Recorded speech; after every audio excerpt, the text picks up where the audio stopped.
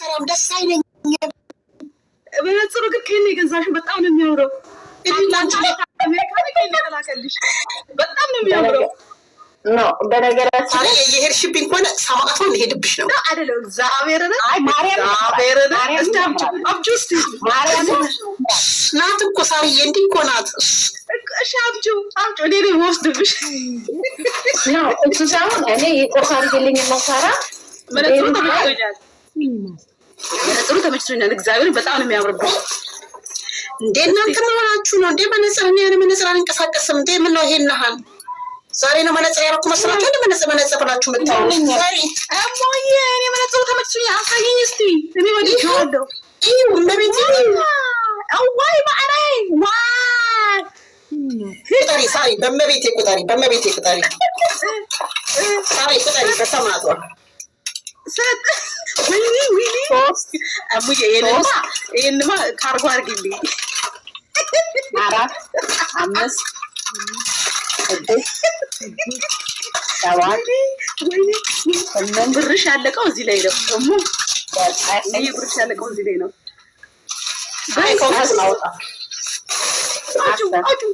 የት አባቱ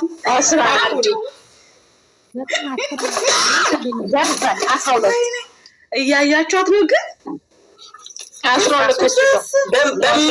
በመቤቴ በሌላ ነገር ነይብኝ፣ በመነጽር አትምጡብኝ። እመብርሃን ምስክሬ ነው። ስትባልኩኝ ስሚ እቺ ብቻዋ ማን ነው? ካርጎ አድርግልኝ ቶሎ በይ፣ ወደ ኩየት ቶሎ በይ። ከነገ ጀምሮ በነገራችን ላይ ደግሞ እንዴት እንደሚያማምሩ ልብነት እቃቸው እዚህ ሙየራስ ይመጣው ከእንትና ጋር ልጨርስ እንሂድላት እስቲ። አሁን ያረግሽው ጀንትል ነው። ሁሉም ንጹህ ጀንትሎች ናቸው። ይኸው ማርክ ማየት ትችያለሽ።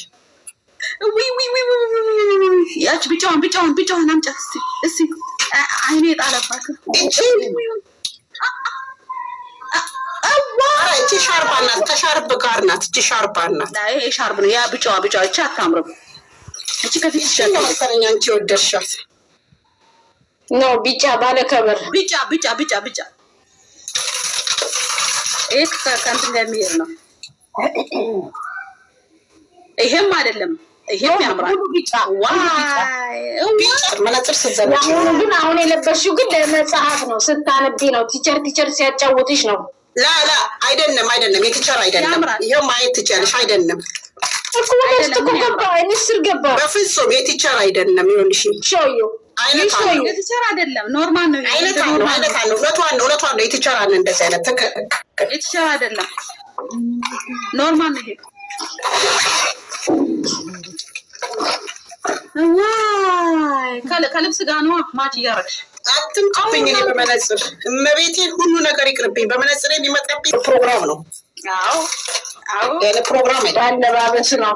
የክረምት አለ የበጋ አለ እያለችሽ ነው። አዎ እመቤቴ ነው። የበጋ አለ የክረምት አለ። አሁን እቺ እንዴት እንደምታምር ሳር እየወደድሻት እቺን ነው። እቺ ወድጃት አለ። በነገራችን ላይ እሷ ሞላይ እቺ ነው የምትልሽ እኮ ፋሽን ናት። እቺን ነው የምልሽ።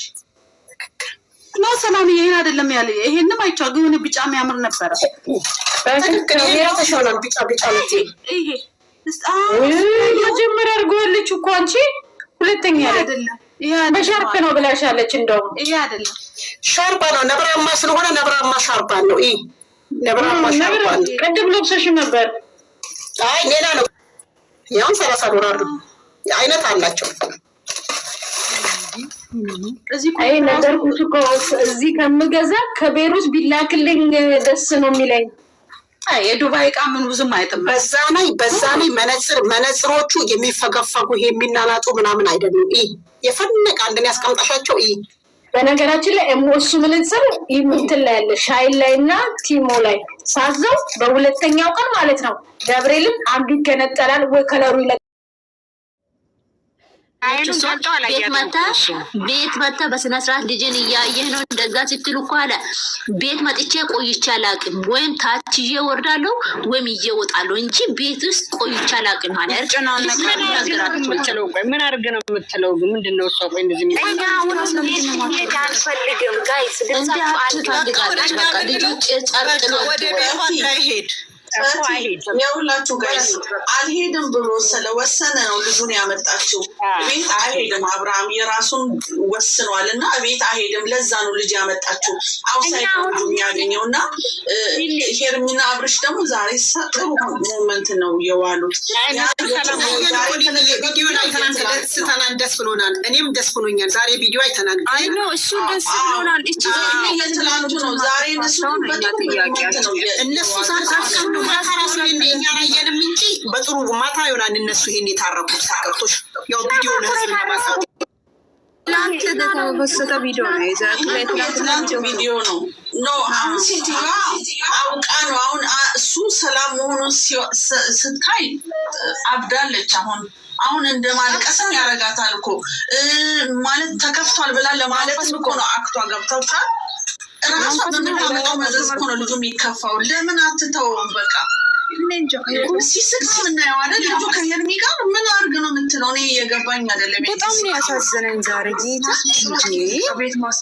ምን አይነት የሆነች አራማን የሆነች ሴትዮ ናት ያጋጠመችለት ለዚህ ምስኪን ልጅ ጌታ። በመቼ ቀን ነው ቺስቱ ያገናኘችው? በመቼ ቀን የተረገመች ቀን ያች ቀን እውነት ተረገመች። ውስጡ ተረብሿል። በቃ ማለት ዳና አይደለም እኮ ሰላም ለምን አትሰጠውም? ከሄርሜላ ጋር ሲሆን እኮ እንደ ፋንዲሻ እኮ ነው የሚፈካው ይሄ ልጅ። እሷ ጋር ሲሆን ይኸው አንገቱን ደፍቶ የሚያወራ ሁሉ ነው የሚጠፋው። ምክንያቱም በቃ እኔ ግን ለሁላችሁም አሁን ጥያቄ የምጠይቀው በትክክል ልስን አድርጉና ቪዲዮን በትክክል አዳምጡና ሂንቱ ስለሚገባችሁ ከዛ በኋላ ውስጣችሁ ይረጋጋል። አሁን እሱ እንባ የቀረረ ነገር የመሰላችሁ ምናምን ነገር የመሰላችሁ ሃይላይት ቶሎ ብለን ምን ላይ ደረሰ የሚለውን ነገር አፋት የታየንኛ እንባ እንደቀረረው እሷ እኮ ናት ያለችው።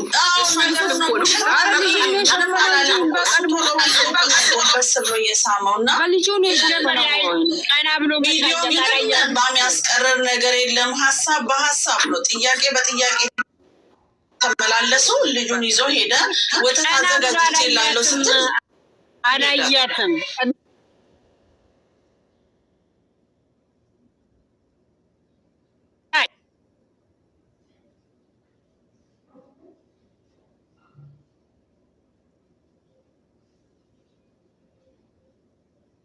ከልጅ ለያት አልፈለግም።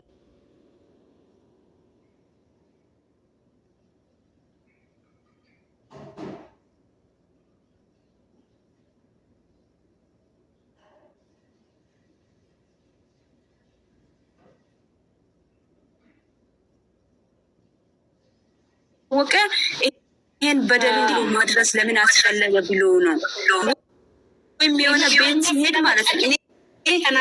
እኔ የተረዳሁት ምንድን ነው መሰላችሁ? እኔ በበኩሌ የተረዳሁት ቤት